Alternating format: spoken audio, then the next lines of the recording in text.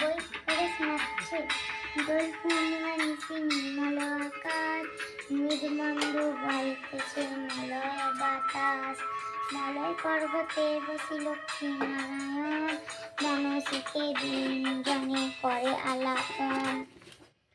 বিনা করে হেন কালে নারদ মহামুনি, ভক্তিভরে উভয়েরে প্রণমিল তিনি। কর জোরে লক্ষ্মীরে সম্মতি ঋষিবর, এক কথা কই মাগো তোমার গোচর। নরলোক পানে মাগো চাও একবার, মর্ত্যবাসী অন্নাভাবে করে হাহাকার। বল মাগো কৃপা করি কি পাপের ফলে, মর্ত্যবাসী নর নারীর দুঃখে সদা জলে। শুনি লক্ষ্মী নারদের বলেন তপন, ধরাবাসী দুঃখ পায় পাপের কারণ।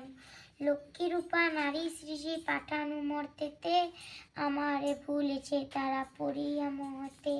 লজ্জা আদি গুণ যত রমণীর আছে, ক্ষণিক সুখের লাগি বর্জন করেছে। স্বামীর না মানে তারা না শুনে বচন, ইচ্ছা মতো হেতা সেতা করিছে ভ্রমণ। প্রতিগৃহে এই রূপ পাপের আগার, অচলা হইয়া সেটা থাকি কি প্রকার। শুনিয়া নারদ বলে বিষণ্ণ বদনে, কি রূপে প্রসন্ন তুমি হবে নারী গণে। কি রূপে পাইবে তারা তব পদছায়া, ওগো দয়াময়ী তুমি না করিলে দয়া। নারদের বাক্য লক্ষ্মী প্রসন্ন হইল, আশ্বাস দানিয়া তরে বিদায় করিল।